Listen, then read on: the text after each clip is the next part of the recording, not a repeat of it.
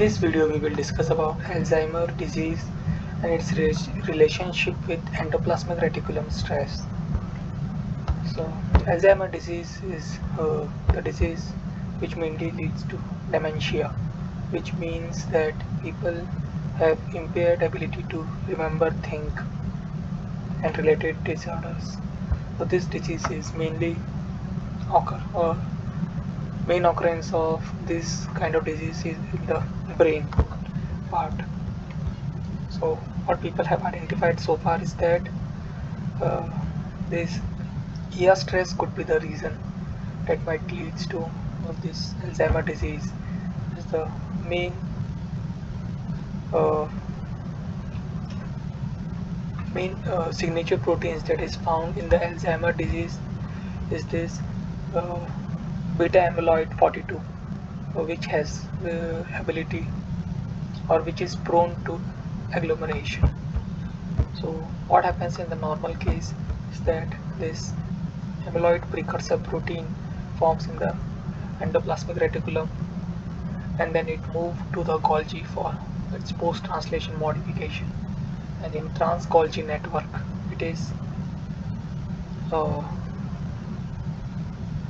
we can say cleaved by uh, beta and gamma secretase, and then it will move to its final destination, as it can be seen here. So this is the normal process that happens. However, what happens in the Alzheimer disease case is that the aberrant secretase of this amyloid precursor protein occurs in the endoplasmic reticulum, and because of this it will leads to, as we know that in the endoplasmic reticulum there is a quality control mechanism. So because of the aberrant cleavage occurred in the endoplasmic reticulum by alpha, beta and gamma secretase, because of the unfolded structure mutation in the amyloid precursor protein. This will lead to increase in the amount of unfolded proteins within the endoplasmic reticulum that will cause ER stress.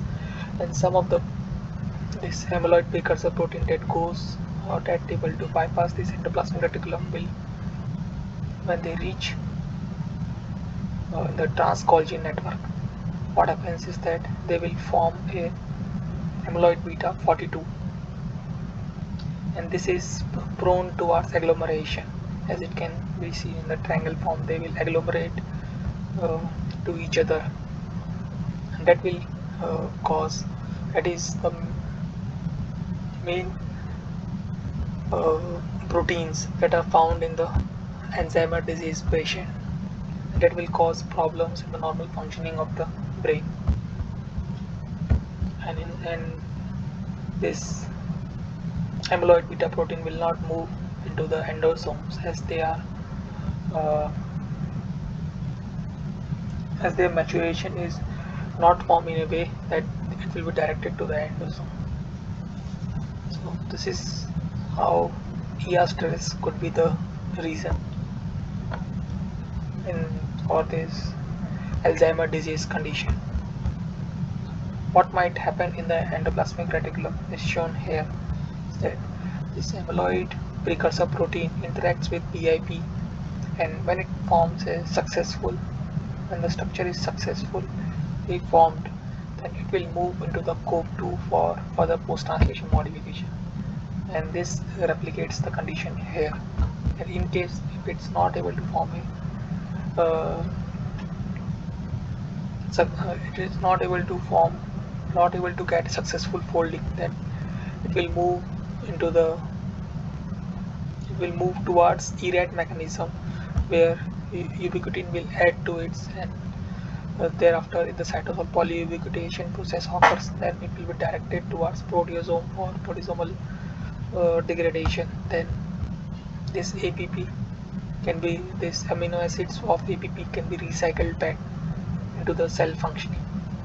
However, what happens is when there is increase in the amount of unsuccessful folded APP, some of them will be able to bypass the endoplasmic reticulum quality control mechanism, and then we move into the Golgi for the post-translation modification, and then This will lead to the formation of amyloid beta 42, which is prone to the agglomerate formation, and this will then secreted outside the cells, and it has been uh, it has been concluded, or we can say it has been assumed that exogenous amyloid beta 42 will further exaggerate the ER stress within the cells, and this that will lead to a change in the that will lead to epigenetic changes within the cells that might cause this Alzheimer disease condition. However, this thing is uh, still not been understood completely, as this understanding of this Alzheimer disease is in progress. If you need to understand this relationship between Alzheimer disease and endoplasmic reticulum, and simultaneously about other diseases also, you can go through the reference that has been provided in the description. That's all for this video. Thank you for your time.